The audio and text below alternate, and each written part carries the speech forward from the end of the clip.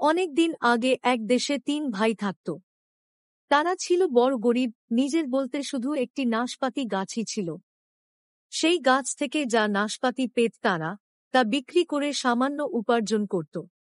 ভাইয়েরা মিলে পালা করে গাছটি পাহারা দিত। ২ ভাই অন্য কাজে বেরুলে একজন থাকত বাড়িতে, নিশ্চিত করত কেউ যেন গাছটির ক্ষতি না করতে পারে। গরিব হলেও তারা গাছটিকে নিজের সম্পদ হিসাবে সম্মান করত এবং একে অপরের প্রতি দায়িত্ব পালন করত। একদিন স্বর্গ থেকে এক দেবদূত তাদের মন ও নৈতিকতা পরীক্ষা করতে এলেন।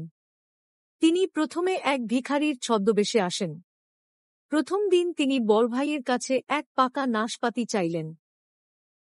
বড়ভাই বলল, এটা আমার, তাই তোমাকে এটা দিতে পারি। তবে অন্যগুলো আমার ভাইদের, তা দিতে পারব না। দেবদূত তাকে ধন্যবাদ জানিয়ে চলে গেলেন।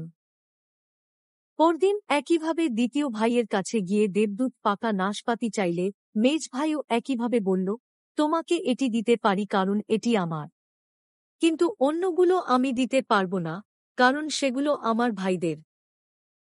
তৃতীয় দিন ছোট ভাইও একই উদারতায় একটি নাশপাতি দিল। পরদিন এক সাধুর ছদ্মবেশে দেবদূত ভাইদের বাড়িতে এলেন এবং বললেন, এক গাছি নাশপাতি পাহারা দেওয়ার চেয়ে ভালো কাজ আমি তোমাদের দিতে পারি, আমার সঙ্গে আসো। ৩ ভাই সমস্ত বিশ্বাস নিয়ে তাঁর সঙ্গে রওনা দিল। তারা একটি নদীর ধারে এসে পৌঁছাল। দেবদূত বড়ভাইকে জিজ্ঞাসা করলেন, আমি যদি তোমাকে বর দিতে চাই, কি চাও বলতে পারো।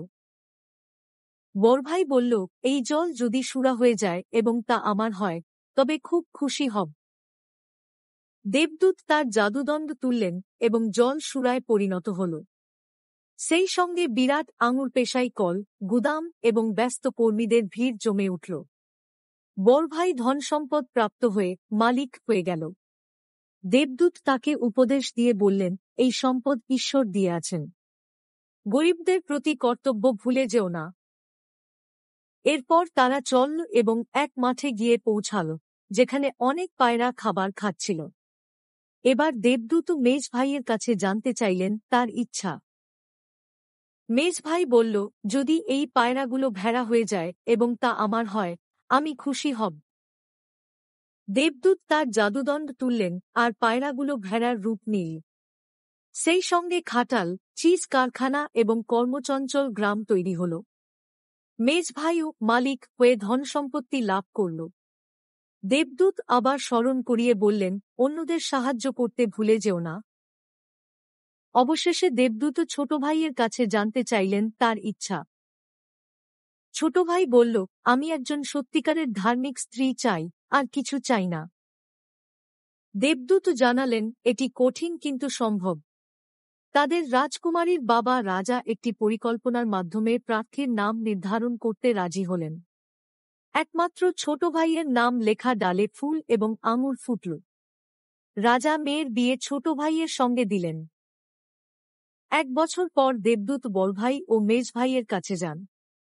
তখন দেখা যায় তারা সম্পদ পেলেও স্বার্থপর হয়ে উঠেছিল। দেবদূত তাদের সম্পদ কেড়ে নিলেন এবং তাদের আবার দারিদ্র্যের মধ্যে ফিরিয়ে পাঠালেন। কিন্তু যখন দেবদূত ছোট ভাইয়ের কাছে গেলেন, দেখলেন দারিদ্র্যেও তারা অতিথিকে সম্মান দিয়ে খাবার ভাগ করে খাচ্ছে। দেবদূত তাদের উদারতার জন্য ধন্যবাদ জানিয়ে এক বিশাল রাজপ্রাসাদ উপহার দেন। সেই দম্পতি দেবদূতের উপদেশ মেনে বাকিটা জীবন সুখে ও সৌহার্দ্যে কাটাল। এই গল্পটি আমাদের শেখায়, ধন সম্পদ নয়, মানবিকতা, উদারতা এবং শেয়ার করার মানসিকতাই সমাজে প্রকৃত সুখ এনে দেয়। পরিবারের সঙ্গে সময় কাটিয়ে একে অপরকে ভালোবাসা আর সম্মান দেখানোই আদর্শ জীবনযাপনের মূল রহস্য। যদি আপনাদের এই রকম অনুপ্রেরণামূলক গল্প পছন্দ হয়, তাহলে আমাদের পেজটি ফলো এবং সাবস্ক্রাইব করতে ভুলবেন না।